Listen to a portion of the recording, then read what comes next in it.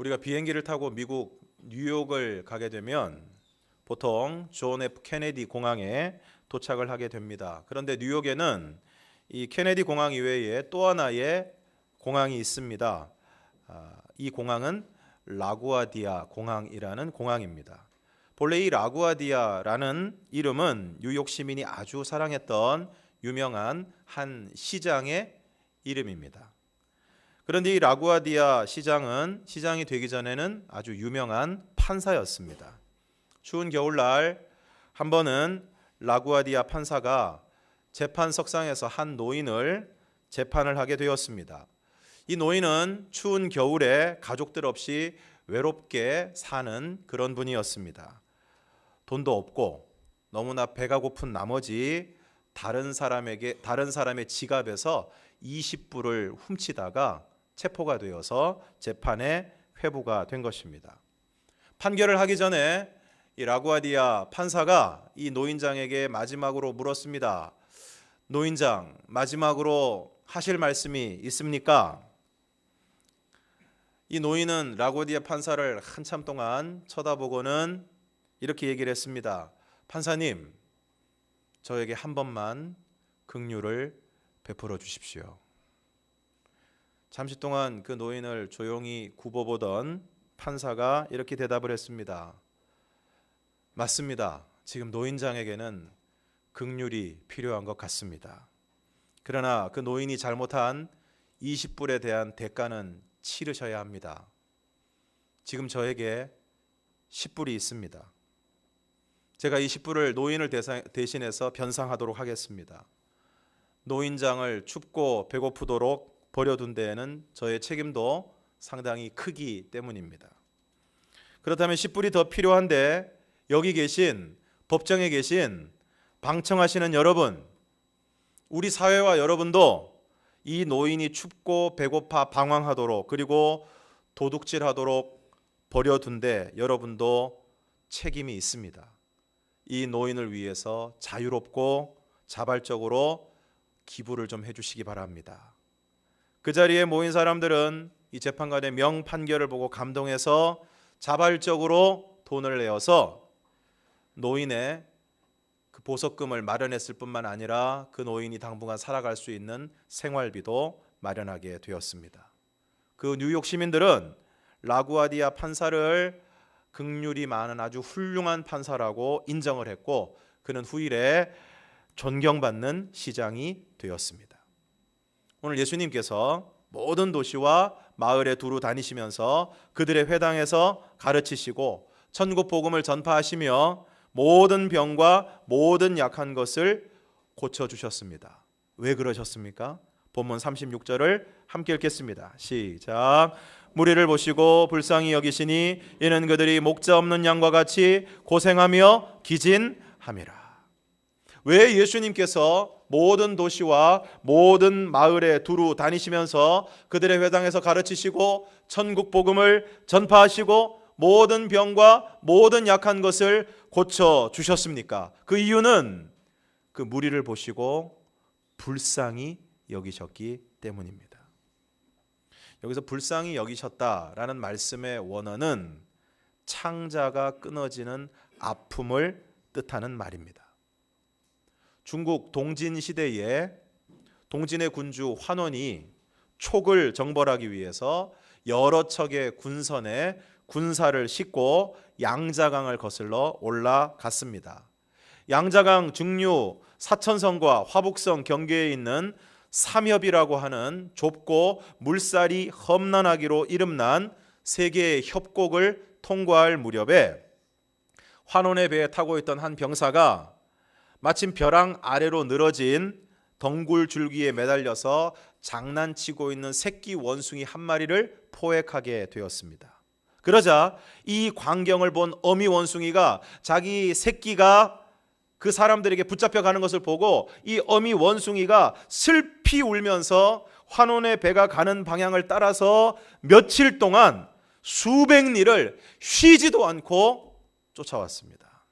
마침내 배가 어느 강 기슭에 닿았을 때 어미 원숭이는 앞뒤 가리지 않고 그 환원의 배에 펄쩍하고 뛰어 올랐습니다. 그러나 그 배에 오르자마자 죽고 말았습니다. 그 애절한 울음소리를 잊을 수 없었던 병사들이 어미 원숭이의 배를 갈라보니까 너무나 애통한 슬픔을 못 견뎌서 창자가 도막도막 끊어져 있었다는 것입니다. 이것이 바로 애절한 슬픔을 표현하는 단장이라는 말의 유래입니다. 최근 송파구에 사는 세 모녀가 생활고를 이기지 못해서 스스로 목숨을 끊었습니다. 그 현장에는 마지막 월세와 밀린 공과금이 담긴 봉투가 있었습니다. 또 지난 9일에는 배우 한 사람이 배역을 맡지 못하고 생계를 유지하기 위해서 일용직 노동을 하다가 역시 생활고를 견디지 못해서 스스로 목숨을 끊었습니다.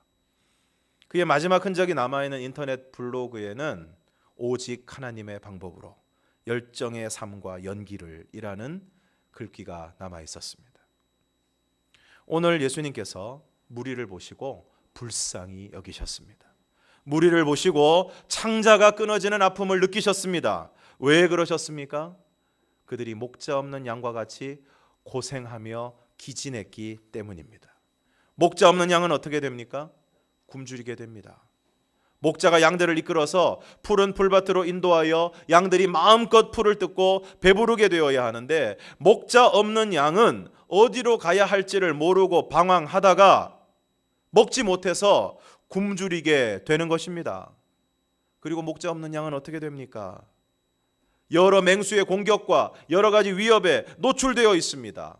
목자가 하는 중요한 역할이 무엇입니까? 맹수의 공격과 여러 가지 위험으로부터 양들을 보호하고 지키는 것이 목자의 중요한 임무입니다. 양들은 자신을 보호할 수 있는 무기나 능력이 없습니다. 일단 눈이 잘 보이질 않습니다. 그리고 보시다시피 몸집은 어마어마하게 큰데 거기다가 털까지 북실북실 나서 몸이 비둔한 데다가 다리가 짧습니다. 사슴이나 노루는 맹수가 달려들면 도망이라도 가는데 도망을 갈 수가 없습니다. 그러나 이러한 양들이라도 목자가 있으면 목자가 양들 앞에서 아주 단단한 막대기를 들고 맹수의 공격으로부터 또 여러 가지 위험으로부터 양들을 지키고 보호하는 것입니다. 그러나 목자 없는 양들은 그러한 보호로부터 완전히 벗어나서 모든 위험에 그대로 노출이 되어 있는 것입니다. 당시 이스라엘 백성들은 그야말로 목자 없는 양과 같았습니다. 로마의 압제 아래 정치적인 억압과 경제적인 수탈이 자행이 되었습니다. 로마에서 세금을 매기면 로마에 빌붙어 있는 세리들, 세금을 걷어들이는 세리들이 그 로마에서 매긴 세금에다가 몇 배를 붙여서 심지어는 로마에서 부과한 세금의 20배 이상을 붙여서 로마에게 바쳐야 될 부분을 바치고 나머지는 자기 주머니에 집어넣었습니다. 그 어마어마한 세금 때문에 백성들이 살 수가 없는 것입니다. 가뜩이나 가난하고 힘들고 먹을 것도 없는데 그나마 남은 것도 이 세리들이 와서 이 잡듯이 잡아서 다 가져가 버리니까 그 백성들은 먹지 못하고 끼니를 잊지 못하는 아주 비참한 삶을 살아갔습니다. 그리고 이러한 백성들을 불쌍히 여기고 돌보아야 할 지도자들인 대제사장과 서기관, 장로들은 백성들을 돌보기는커녕 그 어려운 상황에서도 오히려 자신들의 배를 채우는 일에 여념이 없었습니다. 그래서 성전에서 장사꾼들이 장사를 할 수 있도록 허가를 해주는 대신에 엄청난 이득을 챙겼습니다.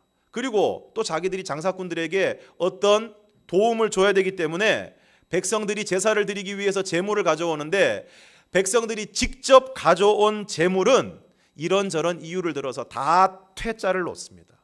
그리고 자신들에게 세를 바치는 장사꾼들에게서 아주 비싼 터무니없는 가격으로 사온 제물은 무조건 어떻게 됐든지 합격 도장을 찍어주었습니다.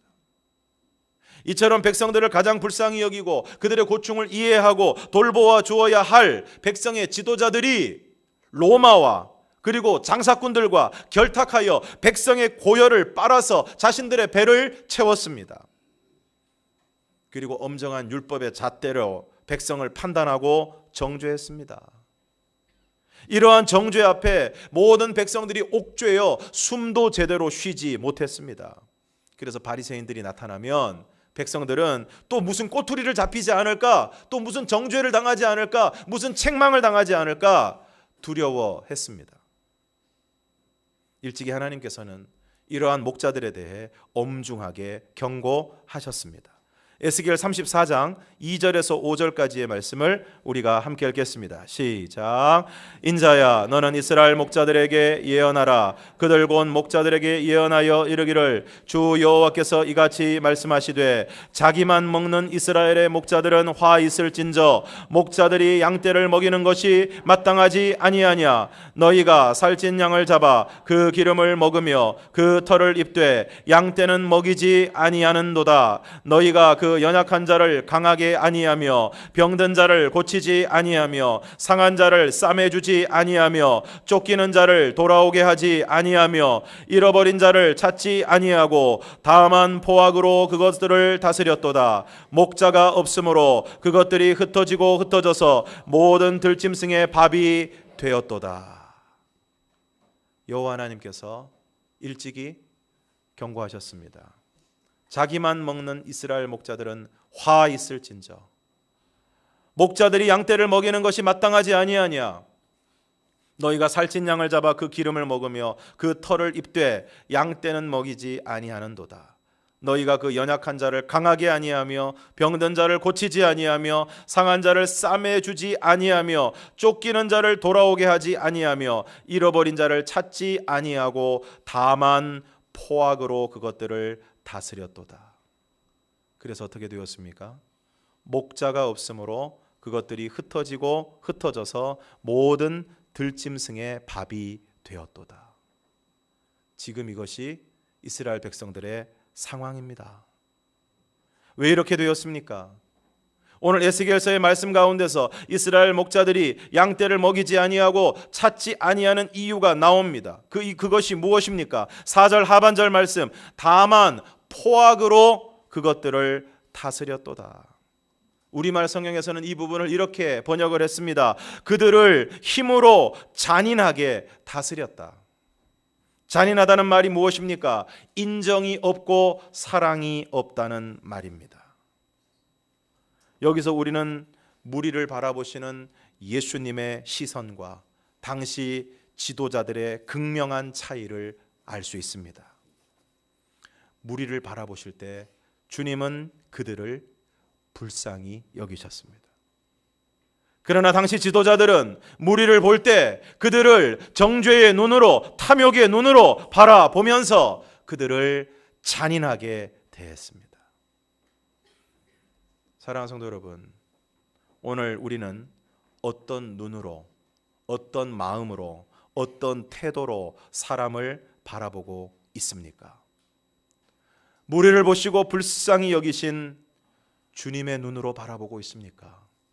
아니면 우리도 오늘 책망을 받은 이스라엘의 목자들과 다르지 않은 모습으로 사람들을 바라보고 사람들을 대하고 있지는 않습니까? 오늘 무리를 보시고 그들을 불쌍히 여기신 예수님은 모든 도시와 마을을 두루 다니시면서 그들의 회당에서 가르치셨습니다. 목자 없는 양들이 어디로 가야 할지를 모르는 그 목자 없는 양들이 어디로 가야 할 것인지를 가르쳐 주셨습니다. 그들에게 천국 복음을 전파하셨습니다. 구원의 길, 생명의 길을 그들에게 전파하셨습니다. 그리고 실제적으로 그들의 모든 병과 그들의 모든 약한 것을 고쳐 주셨습니다. 예수님이 병자를 치유할 때, 먹을 것이 없는 사람들을 먹이실 때 그 말씀 가운데 항상 빠지지 않는 말씀이 있습니다. 무엇입니까? 주님께서 그들을 불쌍히 여기셨다. 불쌍히 여기셨다. 저는 오늘 저와 여러분에게도 우리 주위에 있는 많은 사람들을 불쌍히 여기고 긍휼히 여기는 마음이 있기를 주님의 이름으로 축원합니다. 그리고 계속 십자가를 향해 나아가셨습니다. 불쌍히 여긴 그들을 마침내 살리시기 위해서, 구원하시기 위해서, 그들에게 생명을 주시기 위해서, 그들에게 기쁨을 주시기 위해서, 그들에게 회복의 은총을 주시기 위해서. 그것이 고난과 죽음의 길임을 너무나도 잘 알고 계셨지만 그 길을 계속해서 나아가셨습니다. 마지막 순간 겟셋마네 동산에 고뇌가 있었지만 할 수만 있으면 이 잔을 내게서 지나가게 해달라고 기도하셨지만, 그러나 아버지의 뜻대로 되기를 원합니다 라는 기도로 기도를 마치시고 마침내 그 고난의 십자가를 지셨습니다. 왜 그러셨습니까? 오늘 저와 여러분을 불쌍히 여기셨기 때문입니다. 우리를 살리시기 위해 그렇게 하신 것입니다. 그래서 목자 없는 양같이 고생하며 완전히 지쳐있는 그들을 고치시고, 지금 이렇게 살다가는, 목자 없는 양같이 살다가는 아무런 구원의 여망도 없이 이 세상에서 고생하면서 살다가 결국에는 영원한 멸망의 자리에 떨어질 수밖에 없는 그 무리들을 건져내시기 위해서, 그들에게 진정한 생명의 길, 구원의 길을 주시기 위해서 그 고난과 죽음의 길을 가신 것입니다. 사랑하는 성도 여러분, 오늘 여러분은 연약한 사람들을 볼 때 어떤 마음을 가지십니까? 병든 사람을 볼 때, 이렇게 상하고 저렇게 다친 사람들을 볼 때 어떤 마음을 가지고 대하십니까? 쫓기는 자를 볼 때, 잃어버린 사람들을 볼 때 여러분은 어떤 마음을 가지고 계십니까? 사람들은 저마다 이 세상을 살아가면서 이런 상처와 저런 아픔을 겪고 살아갑니다. 그러면서 그 상처 때문에, 그 아픔 때문에 마음이 점점 굳어지고 냉랭해지고 다칩니다. 다른 사람을 이해하고 긍휼히 여기기보다는 자신을 보호하고 방어하기 위해서 담을 쌓고 자신의 주위를 단단하게 만들어 버립니다. 그래서 점점 단단해지고 점점 냉랭해지고 점점 거칠어집니다. 자연히 다른 사람을 대하는 것이 차가워집니다. 다른 사람의 아픔과 불행에 대해 무감각해지는 것입니다. 상처는, 아픔은 다른 사람을 생각하는 우리의 마음의 여유를 다 사라지게 만들고 오직 자신만을 생각하고 자신만을 방어하게 만듭니다. 그런데 안타깝게도 그런 세상 속에서 우리의 상처는 더욱 커져만 갑니다. 단단한 마음과 단단한 마음이 계속 부딪힙니다. 굳은 마음과 굳은 마음들이 계속해서 부딪힙니다. 상처받아서 서로에게 날카롭게 서 있는 그 마음들이 서로를 찌릅니다. 이해받지 못하고 사랑받지 못한, 그러면서도 이해하지 않고 사랑하지 않는 우리들, 그리고 그런 사람들이 모여 사는 세상 속에서 우리는 괴로움에, 외로움에 몸서리를 칩니다. 그런 우리들에게 오늘 필요한 것이 무엇입니까? 에스겔 36장 26절 말씀을 우리가 함께 읽겠습니다. 시작. 또 새 영을 너희 속에 두고 새 마음을 너희에게 주되 너희 육신에서 굳은 마음을 제거하고 부드러운 마음을 줄 것이며. 사랑하는 성도 여러분, 오늘 여러분의 마음의 상태는 어떠십니까? 굳은 마음입니까? 아니면 부드러운 마음입니까? 오늘 집에 가셔서 여러분의 마음을 한번 만져보시기를 바랍니다. 여러분의 마음이 굳은 마음인지 아니면 그래도 아직 부드러운 구석이 남아있는지 여러분의 마음의 상태를 한번 점검해 보시기를 바랍니다. 굳은 마음은 어떤 마음입니까? 딱딱하게 굳어서 다른 사람에게 반응하지 않는 마음입니다. 뭔 얘기를 했을 때 저쪽에서 반응이 와야 되는데 전혀 반응이 없는 그런 분들이 있습니다. 같이 영화를 보는데도 나는 눈물을 줄줄 흘리고 있는데 옆에 계신 분들은 아무렇지도 않습니다. 재미있는 코미디 프로그램을 보면 웃어야 되는데 나는 막 웃고 있는데 저를 약간 경멸하는 눈초리로 바라보면서 그게 웃겨? 그게 웃기냐고. 굳은 마음입니다. 점잖아서 그러신 게 아니고 마음이 굳어서 그렇습니다. 드라마에서 눈물을 흘리면 나도 눈물까지는 아니더라도 눈시울이 조금 붉어져야 되고, 재미있는 걸 보면 나도 즐겁게 웃어야 되고, 그게 정상입니다. 근데 오늘 이 시대는 마음이 너무 굳어져 있습니다. 그리고 다른 사람한테 쉽게 반응해 주지 않는 것이 마치 자기 자존심을 세우는 것처럼 착각하는 사람들이 너무나 많습니다. 죄송하지만 그런 사람 매력 없습니다. 뭔 말을 하면 대꾸를 하든가, 아니면 차라리 면박이라도 주든가, 들었는지 안 들었는지 파악할 수도 없고 무덤덤하고 무표정하고 무반응한 것은, 그것은 아름다운 모습일 수 없습니다. 부드러운 마음은 어떤 마음입니까? 민감한 마음입니다. 살아있는 마음입니다. 다른 사람이 아파할 때 함께 아파하는 열린 마음입니다. 나보다 더 슬퍼해주고, 나보다 더 아파해주고, 나보다 더 기뻐해주는 그 마음, 그 마음이 부드러운 마음입니다. 미국 동부의 한 대학에서 사회학을 가르치면서 설교도 하시는 토니 캄폴로라는 교수님이 계십니다. 이분이 한 번은 하와이로 휴가를 가셨다고 합니다. 근데 하와이에 도착했을 때는 한밤중이었는데 시차로 인해서, 미국은 땅덩어리가 워낙 넓어서 저기 살던 사람이 위로 올라오면 이게 시간이 다릅니다. 시차 적응도 안 되고, 또 배가 고파서 밤 2시경, 새벽 2시경에 해변가를 배회하다가 유일하게 그 시간에 문이 열려 있는 한 엉성한 식당에 들어갔다고 합니다. 예상처럼 지저분하고 분위기도 없는 그렇고 그런 식당이었습니다.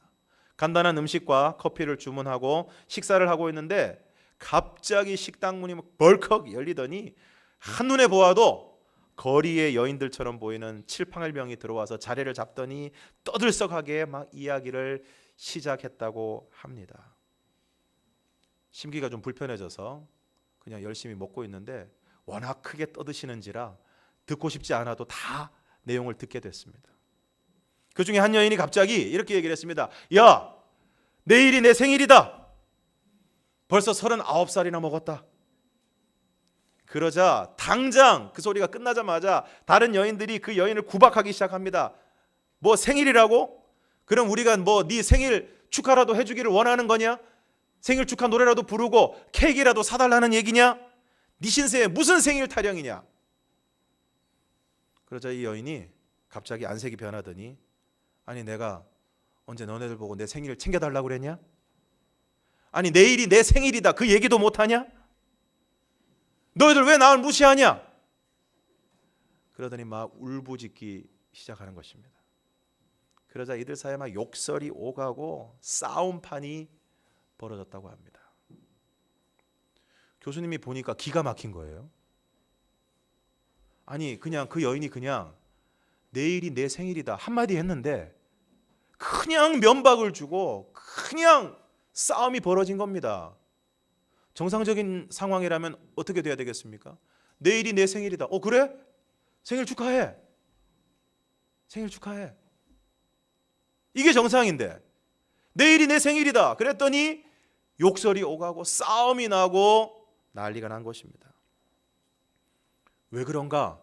교수님이 밥 먹다 말고 한번 생각을 해봤어요. 왜 그랬을까? 그 여인들, 이 거리의 여인들이 얼마나 상처가 많습니까? 그들이 품고 있는 그 내면의 상처들이 이들로 하여금 그 자기 친구가 내일이 생일이다 그러면 그래? 생일 축하해 하면 되는데 그 한마디를 못하도록 만든 것입니다. 그들의 마음을 닫고 마음이 딱딱하게 굳어져 있게 된 것입니다. 여러분 경험해 보셨을 것입니다. 어떤 사람에 대해서 마음이 닫히면 말 한마디가 안 나갑니다. 마음이 딱 굳어지면 다른 사람이 어떻게 되든 말든 상관하지 않게 됩니다. 식당 주인의 만류로 한바탕 소동이 끝나고 자리를 뜬 후에 이 교수님이 식당 주인에게 물었습니다. 저 여자분들 여기 자주 오시냐고. 그랬더니 식당 주인이 한숨을 쉬면서 매일 옵니다. 매일 이 시간에 옵니다. 단골인데 아주 골치 아픈 손님들이라고. 그러자 이 교수님이 식당 주인에게 이렇게 얘기를 했습니다. 제가 아까 그 모습을 보면서 한 가지 생각이 났는데, 혹시 오늘 그 자기가 생일이라고 했던 그 여인의 생일 파티를 내일 이 시간에 여기서 간단하게 좀 해주면 좋지 않겠습니까? 그랬더니 식당 주인의 부인이 막 중간에 끼어들더니, 아까 그 여자가 아그네스라는 여자인데 사실은 참 착한 여자라고, 그런데 불쌍한 여자라고, 그러면서 너무 좋은 아이디어라고 동의를 했습니다. 그래서 그 다음날 새벽 3시에 그 엉성한 식당에서 아그네스의 생일 파티가 열리게 됐습니다. 그 식당 주인의 부인이 주변에 있는 그 여인들에게 연락을 해서 그 여인들이 그 식당에 빼곡하게 들어찼어요. 그리고 아그네스에게는 알리지 않고 서프라이즈 파티를 해주기 위해서, 깜짝 파티를 해주기 위해서 기다리고 있다가 마침내 아그네스가 영문도 모르고 그 식당 문을 열고 들어서는데, 생일 축하합니다. 생일 축하합니다. 사랑하는 아그네스, 생일 축하합니다. 작은 케이크에 촛불을 켜서 생일 축하 노래를 부르는데, 이 아그네스가 문을 열고 들어오다 말고 그 자리에서 딱 굳어졌어요. 전혀 생각지도 못하고, 전혀 기대하지도 않았는데, 어제 자기를 그렇게 면박을 주었던 친구들을 비롯해서 수많은 사람들이 그 자리에 모여서 자신의 생일을 축하하고 자신의 생일을 축하해 주는 노래를 부르니까 그 순간 너무 감격해서 뭘 어떻게 해야 될지를 모르는 것입니다. 그 순간 그 자리에 있던 모든 사람들의 눈에 눈물이 가득하게 되었습니다. 당사자인 이 아그네스는 그만 그 자리에 주저앉아서 대성통곡을 했습니다. 이제 케이크를 자르라고 주위에 있는 사람들이 막 재촉을 하니까 이 아그네스가 이렇게 얘기했습니다. 부탁이 있는데 이 케이크 지금 자르지 않고 제가 집에 가지고 가서 며칠 동안 좀 간직하면 안 될까요? 사람들이 그렇게 하라고. 그러니까 자기가 이 케이크 집에 갖다 놓고 오겠다고 그러더니 이 케이크가 무슨 성물인 양 막 들고 집으로 갔다고 합니다. 그녀가 식당을 나서는 모습을 보고 사람들이 넋을 잃고 바라보다가 식당에는 갑자기 깊은 침묵이 찾아들었습니다. 사람들이 이제 뭘 어떻게 해야 될지 모르는 그 분위기에서 이 교수님이 다시 일어서서 이렇게 얘기했습니다. 제가 오늘 생일을 맞은 아그네스의 행복과 또 여러분의 행복을 위해서 잠시 기도하는 시간을 갖고 싶습니다. 그날 가장 교회 같지 않은 곳에서 가장 감동적인 기도가 하나님 앞에 드려졌습니다. 모든 사람이 울어서 눈이 퉁퉁 부었습니다. 그리고 그 교수님은 그날 거기서 상하고 다친 마음들이 열리는 치유의 기적을 보았고 이 엉성한 식당에 하나님의 나라가 임하는 것을 보았다고 합니다. 사랑하는 성도 여러분, 주님이 이 땅에 오신 것은, 그리고 가르치시고 천국 복음을 전파하시고 모든 병과 모든 약한 것을 고쳐주신 것은, 그리고 마침내 십자가를 지고 죽으신 것은 오늘 저와 여러분을 불쌍히 여기셨기 때문입니다. 그리고 지금 이 순간에도 우리 주위에는 목자 없는 양들이 너무나도 많습니다. 목자가 없어서 인생 가운데서 고생하고 기진해서 기운이 다 빠져서 지쳐 쓰러져서 주저앉아서 일어날 힘조차 없는 사람들이 오늘 우리 주위에는 너무나도 많습니다. 저는 두렵습니다. 앞으로도 얼마나 더 많은 사람들이 생활고 때문에, 관계의 문제 때문에, 질병 때문에 안타까운 선택을 할지 너무나도 두렵습니다. 목자 없는 양들에게 필요한 것은 무엇입니까? 목자가 필요합니다. 양에게는 목자가 필요합니다. 어디로 가야 할지, 무엇을 해야 될지, 죽음 이후에는 뭐가 있는지 알지 못하는, 목자 없는, 갈 길을 알지 못하는 우리 인생들에게 반드시 목자가 필요합니다. 양들을 먹이시고 고쳐주시고 그들의 걸음을 선한 길로 인도하시는 선한 목자이신 예수님이 필요합니다. 그러면 오늘 우리가 해야 될 일은 무엇입니까? 그 목자 없는 양들을 주님이 불쌍히 여기신 것처럼 오늘 우리도 우리 주위에 있는 목자 없는 양들을 불쌍히 여겨야 할 줄로 믿습니다. 오늘 저와 여러분에게 주님께서 주님의 마음을 부어주시기를 원합니다. 굳은 마음을 제하고 부드러운 마음을 주시기를 원합니다. 정말로 다른 사람을 긍휼히 여기는 마음과 눈을 저와 여러분에게 주시기를 원합니다. 그래서 굳은 마음으로 정죄만 하지 말고 냉랭한 마음으로 무관심해서도 안 되고 언젠가는 나오겠지 하고 태만히 여기지도 말고 그들을 지금 이 순간 우리가 불쌍히 여겨야 하는 것입니다. 그래서 그들을 선한 목자이신 예수님께로 인도해야 합니다. 목자 없는 양은 반드시 목자를 만나야 합니다. 목자에게로 와야 합니다. 거기에 살 길이 있습니다. 거기에 회복의 길이 있습니다. 거기에 치유의 길이 있습니다. 오늘 저와 여러분이 우리 주위에 목자 없는 양들을 불쌍히 여기고 그 영혼들을 주님 앞으로 인도함으로 그들에게 치유와 회복과 구원의 역사가 일어날 수 있기를 주님의 이름으로 축원합니다.